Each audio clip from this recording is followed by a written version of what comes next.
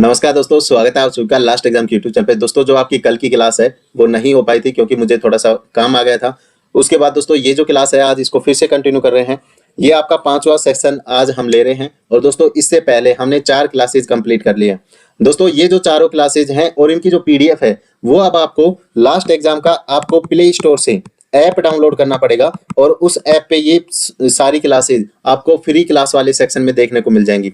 अगर किसी बच्चे के पास में पता है व्हाट्सएप पे क्या होता था दोस्तों, अगर हम व्हाट्सएप पे आपको जो ग्रुप आपके बनाए हुए हैं उनसे अगर हम आपको पीडीएफ भेजते हैं तो दोस्तों काफी बच्चों के पास में पीडीएफ तो चली जाती थी लेकिन उनके पास वो पीडीएफ शो नहीं करती थी। तो दोस्तों इस वजह से ये जो पीडीएफ है आपको लास्ट एग्जाम के ऐप पे मिल जाएंगी और ये आपको व्हाट्सएप पे भी मिलती रहेंगी वैसे तो, लेकिन जिस बच्चे के पास में ये पीडीएफ नहीं पहुंचे तो प्ले स्टोर से वो लास्ट एग्जाम का जो ऐप है वो डाउनलोड कर सकता है। और दोस्तों यहाँ पे आपको कोर्स वगैरह भी करवाया जाएगा, आपके लिए टेस्ट सीरीज वगैरह भी ऐड की जा रही है, तो जल्दी ही हम आपके लिए लेकर आएंगे।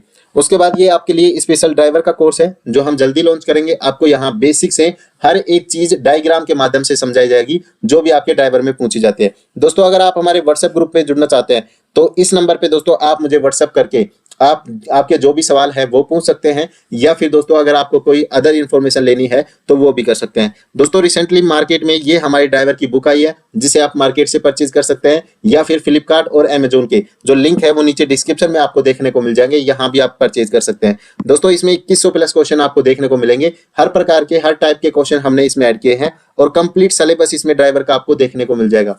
दिल्ली पुलिस के मामले में बहुत ही बेहतरीन बुक है जो आपके सिलेक्शन के लिए दोस्तों रामबाण साबित होगी। यहाँ पे दोस्तों आगे की बात करते हैं। अब दोस्तों स्टार्ट कर रहे हैं आपकी जो क्लास है। यहाँ पे पहला जो क्वेश्चन है वो आपके सामने है, दिवी एक्टिंग सिलेंडर का भाग आपको बताना है। चारों ऑप्शन आपके सामने है, पिस्टन, पोर्ट कनेक्शन, तांबा छड़ गाइड या उपरोक्त सभी। तो दोस्तों जो दिवी एक्टिंग सिलेंडर होता है उसमें क्या क्या आपके भाग रहते हैं वो मैं आपको बता देता हूं। सिलेंडर ट्यूब होता है, पिस्टन छड़ होती है, रिंग की छड़ पैकिंग, तांबा छड़ गाइड, कुशन असेंबली, पिस्टन इकाई, दिवी कप पैकिंग, किनारे का कवर और पोर्ट कनेक्शन। दोस्तों ये सारे दिवी एक्टिंग सिलेंडर के भाग होते हैं। तो यहाँ पे जो आपका ऑप्शन हो जाएगा वो डी ऑप्शन हो जाएगा। इसका डिस्क्रिप्शन आप यहाँ पे देख सकते हैं, डी ऑप्शन आपका राइट आंसर है। दिवी एक्टिंग प्रकार के सिलेंडर में कंप्रेस्ड वायु के द्वारा बल के पिस्टन के 2 दिशाओं में चालन करता है। वह सिलेंडर विशिष्ट चालन में एवं आपसी चालों में भी प्रयुक्त किया जाता है। इसके अंतर्गत सीमित स्ट्रोक की लंबाई एवं सीमित व्यास वाला पिस्टन प्रयुक्त किया जाता है। तो दोस्तों ये आपका दिवी एक्टिंग सिलेंडर हो गया। उसके बाद दोस्तों अगले क्वेश्चन की बात करें तो दोस्तों यहाँ पे जो आपका अगला क्वेश्चन है वो भी बहुत शानदार है। यहाँ पे दोस्तों आपको बताना है कि लाल बत्ती जंप करने पर जो अपराध के रूप में आपके धारा लगाई जाती है दोस्तों वो धारा कौन सी है। यहाँ पे आपके सामने चारों धाराएं लिखी गई है। तो दोस्तों इसका जो राइट आंसर होगा वो ए ऑप्शन आपका हो जाएगा, 119/177। दोस्तों ये जो MVA है यानी कि मोटर व्हीकल एक्ट, ये आपके अगर आप लाल बत्ती को जंप कर देते हैं तो उस समय लगाया जाता है। यहाँ पे अन्य धाराओं के बारे में भी आप पढ़ सकते हैं। दोस्तों जो आपकी अन्य धाराएं हैं वो 122/177, ये कब अनुचित या बाधक पार्किंग अगर आप अपनी मर्जी से पार्किंग करते हो तो लगाई जाती है। 129/177 दोस्तों अगर आप बिना हेलमेट 2 पहिया वाहन पर चालन करते हो तो दोस्तों ये आप पे लगाई जाती है। 105/177 अगर आप सूर्यास्त के बाद दोस्तों बिना लाइट वाले वाहन चलाते हो तो आपके ऊपर ये धारा 105/177 लगाई जाती है। उसके बाद दोस्तों अगले क्वेश्चन पे चलते हैं। अगला क्वेश्चन दोस्तों आपके सामने है, क्रैंक सॉफ्ट इंजन का मुख्य भाग है। इस भाग का कार्य आपको बताना है कि जो क्रैंक सॉफ्ट है वो आपके इंजन में क्या कार्य करता है। तो दोस्तों इसका जो राइट आंसर होगा वो ऑप्शन नंबर सी हो जाएगा। क्रैंक सॉफ्ट पिस्टन की ऊपर नीचे की गति को घूर्णन गति में परिवर्तित करता है। दोस्तों आपको पता है जो आपका पिस्टन होता है उसमें जो गति है वो ऊपर नीचे होती है और इसे TDC या BDC कहा जाता है। तो दोस्तों ये जो गति है इसको घूर्णन गति में क्रैंक सॉफ्ट के द्वारा बदल दिया जाता है। यहाँ पे सी ऑप्शन आपका राइट आंसर होगा। क्रैंक सॉफ्ट इंजन का मुख्य भाग है। इसका कार्य पिस्टन के ऊपर नीचे की गति को घूर्णन गति में परिवर्तित किया जाता है। यह इंजन के अंदर सबसे तेज गति से घूमने वाला भाग है, यानी कि इंजन के अंदर जो सबसे तेज गति से घूमता है वो दोस्तों आपका क्रैंक सॉफ्ट है। दोस्तों जब ये कोर्स में आपको चीजें करवाई जाएंगी तो एक एक चीज के आपको डायग्राम और किस तरीके से गतियां होती हैं ये आपको समझाया जाएगा। उसके बाद में दोस्तों फोर्जिंग विधि द्वारा यह बनाया जाता है तथा स्टील अलो या फोर्ज स्टील का यह बना हुआ होता है। आपसे यह भी पूछा जाता है कि दोस्तों क्रैंक सॉफ्ट है वो किस धातु का बना होता है, तो आप वहां पे ये ऑप्शन डाल सकते हैं, फोर्ज स्टील का जो क्रैंक सॉफ्ट है वो बना हुआ होता है। अगले क्वेश्चन की बात करते हैं जो एक संकेत से है और बहुत ही प्यारा क्वेश्चन है दोस्तों, क्योंकि ये जो क्वेश्चन है इसमें आप कंफ्यूज हो सकते हैं। तो दोस्तों आपको ये डायग्राम बताना है किससे संबंधित है। दोस्तों यहाँ पे आपको इस तरीके से एक आकृति दिख रही होगी और इसके ऊपर एक त्रिभुज बनाया गया है। यानी कि दोस्तों ये जो संकेत है वो आपको क्या दर्शाता है। तो दोस्तों ये जो संकेत है आपको खतरनाक गहराई को दर्शाता है। तो वाहन को चलाते समय ड्राइवर को सचेत रहना चाहिए। अगर रोड पर ये साइन आपको दिखता है तो अपने वाहन की जो गति है उसको पहले से ही मेंटेन आपको कर लेना चाहिए। यह चिन्ह आगाह करता है कि रास्ते के आगे गहराई है। यह चिन्ह ड्राइवर को सड़क पर गहरा हिस्सा पार करने के लिए वाहन की गति को धीमा करने में सहायक होता है। तो यहाँ पे बी ऑप्शन आपका राइट आंसर हो जाएगा। अगले क्वेश्चन की दोस्तों बात करें तो अगला क्वेश्चन दोस्तों आपके सामने है, तिपहिया जो वाहन होते हैं आपके जो टेम्पो वगैरह होते हैं उनकी आपको अधिकतम स्पीड आपको बतानी है। दोस्तों मैंने आपको जो दूसरे नंबर का वीडियो था उसमें एक चीज बताई थी, अगर आप दोस्तों तिपहिया वाहन है तो उसके लिए जो अधिकतम स्पीड है आपकी 60 किलोमीटर प्रति घंटा होनी चाहिए। दोस्तों अगर आप इससे ज्यादा स्पीड रखते हो तो दोस्तों यह आपके लिए खतरनाक हो सकती है। तो दोस्तों यहाँ पे जो इसका राइट आंसर है वो बिल्कुल 60 किलोमीटर हो जाएगा। दोस्तों मैंने आपको एक चीज और बताई थी कि अगर किसी वाहन में 9 सीटें हैं, यानी कि 9 सीटें किस प्रकार से, एक उसमें ड्राइवर की सीट होनी चाहिए और प्लस में 8 यात्रियों की सीटें हैं। तो दोस्तों इस वाहन के लिए जो अधिकतम स्पीड है वो क्या रहने वाली है ये आपको बताना है। तो दोस्तों ये इस क्वेश्चन का जो राइट आंसर है, अधिकतम स्पीड आपको कमेंट बॉक्स में कमेंट करना है। यहाँ पे दोस्तों इसका जो डिस्क्रिप्शन है उसको भी पढ़ सकते हैं। तिपहिया वाहन या टेम्पो के लिए जो अधिकतम स्पीड है वो 60 किलोमीटर प्रति घंटा होनी चाहिए। तो अगले क्वेश्चन पे चलते हैं दोस्तों। अगला क्वेश्चन भी आपके सामने है। यहाँ पे आपको बताना है, सीट बेल्ट से संबंधित ये क्वेश्चन है कि जो सीट बेल्ट है वो किस प्रकार से हमारे उपयोग में आती है। तो दोस्तों आपको पता है सुरक्षा की दृष्टि से महत्वपूर्ण है, सही बात है। गंभीर चोटों से हमें बचाती है, बिल्कुल सही बात है। सुरक्षा भाव जगाने में, यानी कि अगर आप सीट बेल्ट लगाए हुए होते हो तो दोस्तों आपको ऐसा महसूस होता है कि हम बिल्कुल सेफ ड्राइव कर रहे हैं। तो यहाँ पे आपका डी ऑप्शन बिल्कुल राइट आंसर हो जाएगा। तो दोस्तों यहाँ पे आप पढ़ सकते हैं, सीट बेल्ट का प्रयोग वाहनों में सवार व्यक्तियों तथा चालक को सुरक्षा प्रदान करने की दृष्टिकोण से किया जाता है। सीट बेल्ट का वाहन में उपयोग करने से दुर्घटना की स्थिति उत्पन्न में गंभीर चोटों से सुरक्षा से बचाव हो सकता है, जिसके द्वारा व्यक्तियों में सुरक्षा का अभाव जागृत होता है। दोस्तों आपको पता है अगर आप एक्सीडेंट से बचते हो तो आपके मन में एक ख्याल आता है कि हाँ हमें ड्राइव करते समय सीट बेल्ट का उपयोग करना चाहिए। आगे बात करते हैं 9वें क्वेश्चन के बारे में। तो दोस्तों आपको बताना है इंजन के गर्म होने का आपको कारण बताना है कि किन किन स्थितियों में इंजन है वो गर्म हो जाता है। पहला ऑप्शन है दोस्तों, अगर इंजन जाम हो जाए तो आपका इंजन गर्म होगा, बिल्कुल सही बात है। प्री इग्निशन के समय दोस्तों आपका इंजन गर्म हो जाता है। अगर वोल्व की टाइमिंग गलत होती है तो भी दोस्तों आपका इंजन है वो गर्म हो जाता है। तो यहाँ पे जो राइट आंसर है आपका डी ऑप्शन हो जाएगा। तो दोस्तों इसका जो डिस्क्रिप्शन है आप यहाँ पे पढ़ सकते हैं।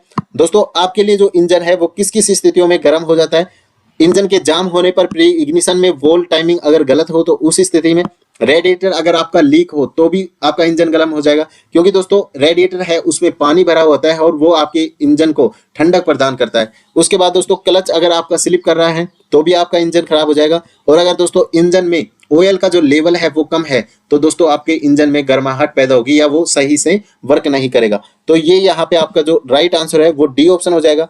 अगले क्वेश्चन की दोस्तों अगर बात करें तो वाहनों में हेडलाइट कितना करंट खर्च करती है।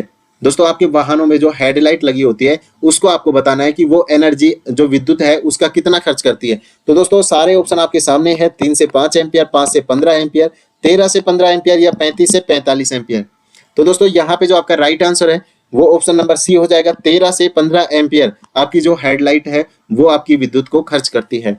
उसके बाद दोस्तों अगले क्वेश्चन की बात करें तो 9वां क्वेश्चन आपके सामने है, इग्निशन सर्किट में प्रयुक्त विद्युत तारों का रंग आपको बताना है कि इग्निशन सिस्टम में आपके जो तार लगे होते हैं उनका रंग कैसा होता है। तो दोस्तों इनका जो रंग होता है वो आपके सफेद रंग होता है।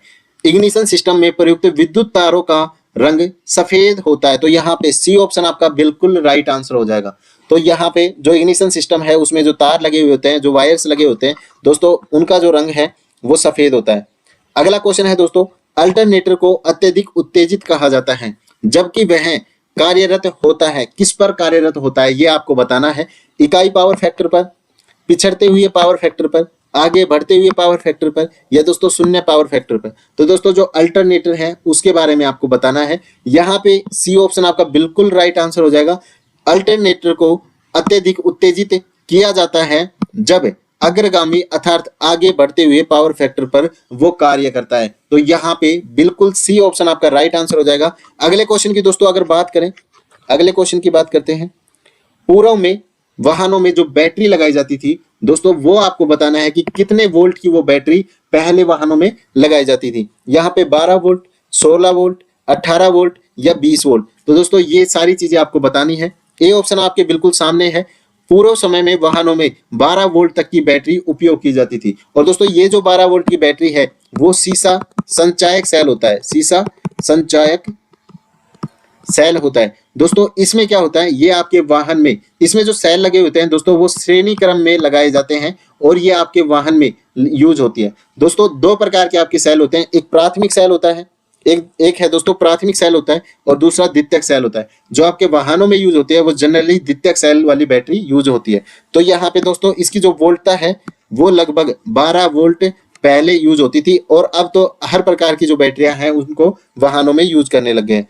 उसके बाद दोस्तों अगर बात करें बैटरी को अलग करते समय पहले कौन सा जो टर्मिनल है उसको खोलना चाहिए। तो दोस्तों बैटरी में आपके दो प्रकार के टर्मिनल होते हैं, एक पॉजिटिव होता है और एक नेगेटिव होता है, आपने देखे भी होंगे। तो दोस्तों अगर आप बैटरी को वाहन से हटा रहे हो तो दोस्तों आपको नेगेटिव जो टर्मिनल है उसको पहले खोलना चाहिए, उसके बाद में पॉजिटिव टर्मिनल को आपको हटाना चाहिए। तो यहाँ पे जो ए ऑप्शन है आपका बिल्कुल राइट आंसर हो जाएगा। इसका जो डिस्क्रिप्शन है वो भी देख लेते हैं। इसका डिस्क्रिप्शन दोस्तों आपके सामने है तो ये भी आप पढ़ सकते हैं। बैटरी को अलग करते समय पहले नेगेटिव टर्मिनल को खोलते हैं। किसी भी बैटरी के दो टर्मिनल होते हैं, पॉजिटिव टर्मिनल और नेगेटिव टर्मिनल। उसके बाद दोस्तों अगले क्वेश्चन की बात करें तो अगला क्वेश्चन दोस्तों आपके सामने है। स्टार्टिंग मोटर के इंजन को प्रचलित न कर पाना निम्न में से कैसा दोष आपका रहेगा। तो ये दोस्तों आपको बताना है। अगर आपका स्टार्टिंग में इंजन स्टार्ट नहीं होता है तो दोस्तों किस किस प्रकार की आपको समस्या देखने को मिल सकती है। यहाँ पे डेड बैटरी हो सकती है, बिल्कुल राइट बात है। संयोजन संबंधित जो आपकी जो बैटरी के जो कनेक्शन वगैरह होते हैं उनमें कुछ प्रॉब्लम हो सकती है। वायरिंग संबंधित जो वायर्स वगैरह लगे होते हैं उनमें कुछ समस्या हो सकती है। तो इस प्रकार से तीनों समस्या आपकी हो सकती हैं। डी ऑप्शन आपका उपरोक्त सभी बिल्कुल राइट आंसर होगा। दोस्तों इसमें आपको बताना चाहूंगा जो स्टार्टिंग मोटर में इंजन को प्रचलित न कर पाना निम्न दोषों के कारण हो सकता है। बैटरी का डेड होना, संयोजन संबंधित या वायरन संबंधित सभी दोष आपके हो सकते हैं। उसके बाद दोस्तों अगर बात करें दोस्तों ये जो चीजें है ना, ये जैसे 13वां क्वेश्चन है ये आपके ट्रेड टेस्ट में भी काम आएगा। वहां आपसे पूछा जाता है अगर आपका वाहन स्टार्ट नहीं हो रहा है तो आपको किस किस प्रकार की समस्या है, क्या क्या चेकिंग आपके वाहन में करनी चाहिए और अगर आप गाड़ी चलाना चाहते हो तो उससे पहले कौन कौन सी चेकिंग, सारी चेकिंग आपको बतानी पड़ेगी। तो ये आपके मौखिक रूप में जो ट्रेड टेस्ट होगा उसमें भी काम आएंगे। उसके बाद दोस्तों अगर बात करें अगले क्वेश्चन के बारे में तो यहाँ पे अगला क्वेश्चन आपके सामने है। अल्टरनेटर के एसी को डीसी में बदलते हैं। दोस्तों जो अल्टरनेटर के द्वारा एसी को डीसी में बदलते हैं तो दोस्तों वो किसके द्वारा किया जाता है आपको ये बताना है। बैटरी के चार्जर द्वारा, रेक्टिफायर के द्वारा। सर रेक्टिफायर को दोस्तों डायोड भी कहा जाता है। उसके बाद सुपर चार्जर के द्वारा, इनमें से कोई नहीं। तो यहाँ पे दोस्तों आपका जो राइट आंसर है वो बी ऑप्शन हो जाएगा, रेक्टिफायर के द्वारा। अल्टरनेटर से प्रत्यावर्ती धारा मतलब दोस्तों एसी को प्रत्यावर्ती धारा कहते हैं। को दिष्ट धारा मतलब डीसी डायरेक्ट करंट में परिवर्तित करने के लिए डायोड या रेक्टिफायर का प्रयोग किया जाता है। दोस्तों आपने देखा होगा जो आपका इन्वर्टर होता है उसके द्वारा दोस्तों डीसी को एसी में बदला जाता है, ठीक है। और वो जब चार्ज होता है तो दोस्तों एसी को वो डीसी के रूप में स्टोर करता है। तो उसके बाद दोस्तों यहाँ पे जो राइट आंसर होगा वो आपका बी ऑप्शन हो जाएगा।